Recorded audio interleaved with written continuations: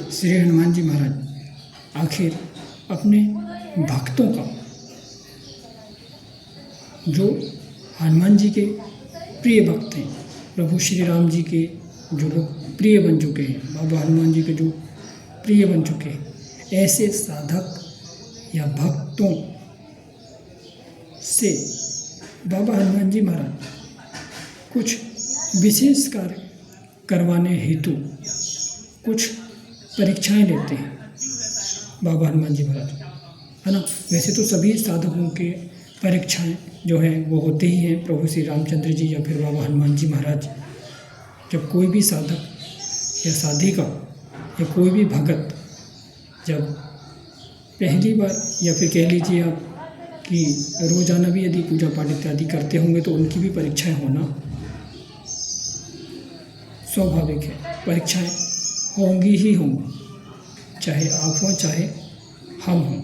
लेकिन कुछ ऐसी परीक्षाएं जिसमें आपका आत्मविश्वास डोल जाए, भगवान से आपका श्रद्धा विश्वास टूट जाए, ऐसी जगह आपके साथ में ऐसी घटनाएं होने लगे, ऐसी परीक्षाएं होने लगे, तब फिर आप क्या करेंगे? चलिए मैं आपको बताता हूँ कि ऐसी भी परीक्षाएं बाबा हनुमान जी महाराज आपसे ले सकते हैं।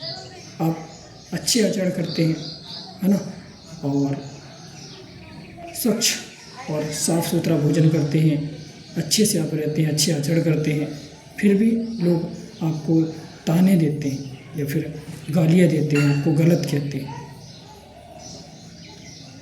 तो ये क्या है? आपको उन्हें जवाब नहीं देना है। हो सकता है कि आपको बिना मतलब के ही लोग कुछ गलत बोले या फिर आपको गालियाँ दें। ये क्या है? ये परीक्षाएं हैं, ये परीक्षाएं हैं। मानो आप अच्छा आचरण करते हैं और आपका नुकसान हो रहा हो, मानो आप कोई व्यापारी हों, है ना, किसी भी बिजनेस के क्षेत्र में हों आप, और उसमें यदि आपको नुकसान होता है, आप अच्छे आचरण करते हैं, पूजा पाठ नित्य करते हैं, फिर भी आपको यदि आप नुकसान होता है, तो ये भी एक प्रकार से परीक्षा है आपकी।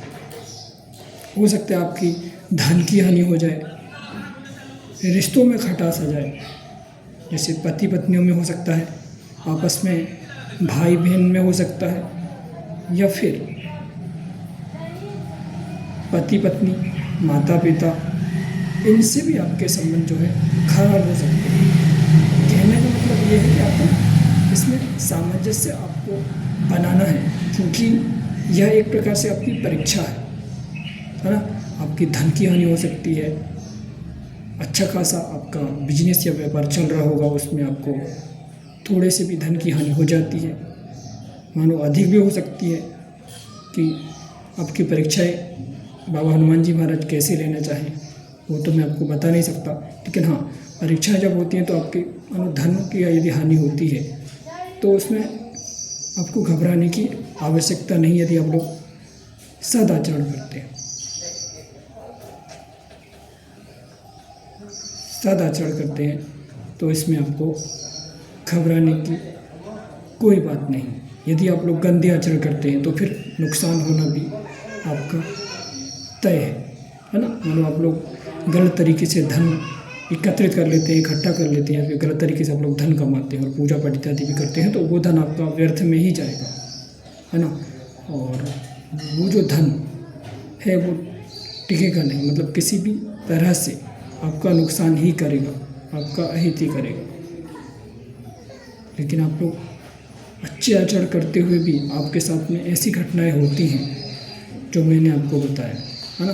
पारिवारिक संबंधों में खटास और धन की हानि, व्यापार बिजनेस में, नौकरी में, हो सकता है आपको आपके बॉस या फिर आपके मालिक कह लीजिए, यदि आपके ठेकेदार, ये कह लीजिए आपको, यदि आपको गालियाँ इत्यादि देते हैं, मानो आपसे पहले का जो संबंध था वैसा संबंध मानो अभी नहीं बन पा रहा होगा, तो ये निश्चित ही आपकी परीक्षाएं हैं। यदि आप बाबा हनुमान जी की पूजा पाठ इत्यादि करते हैं और जो लोग साधक बनना चाहते हैं और जो लोग भगत हैं, तो यह आपकी परीक्षा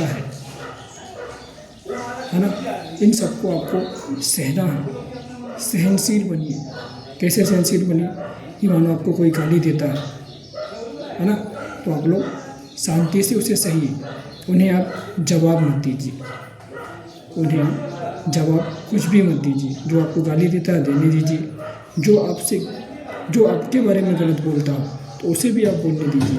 आपको उसके बारे में किसी को से कुछ कहना नहीं है।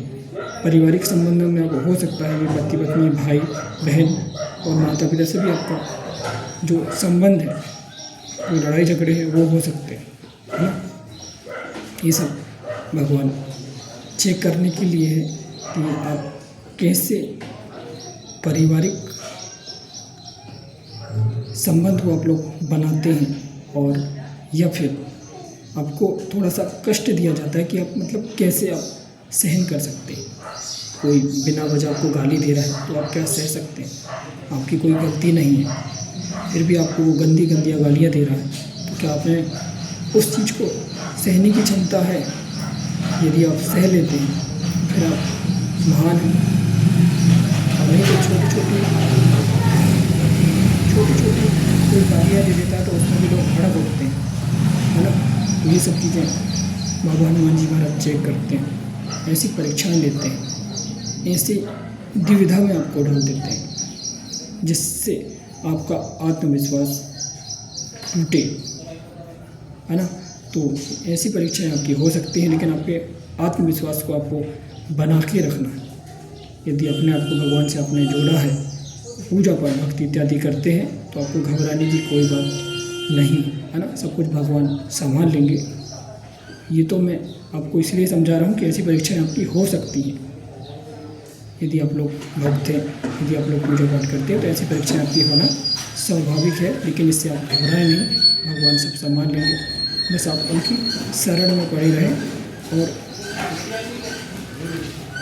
निष्कपट छल भाव से, है ना। आपको कोई कपट नहीं रखना है, मन में कोई द्वेष नहीं रखना है ना। और स्वच्छ और सुंदर भाव से आपको भगवान की पूजा पाठ इत्यादि सेवा करना है, तो निश्चित ही भगवान आप पर, आपके परिवार पर, सब पर आपका करुणा और दया करेंगे। ठीक है। जय श्री राम, जय हनुमान जी।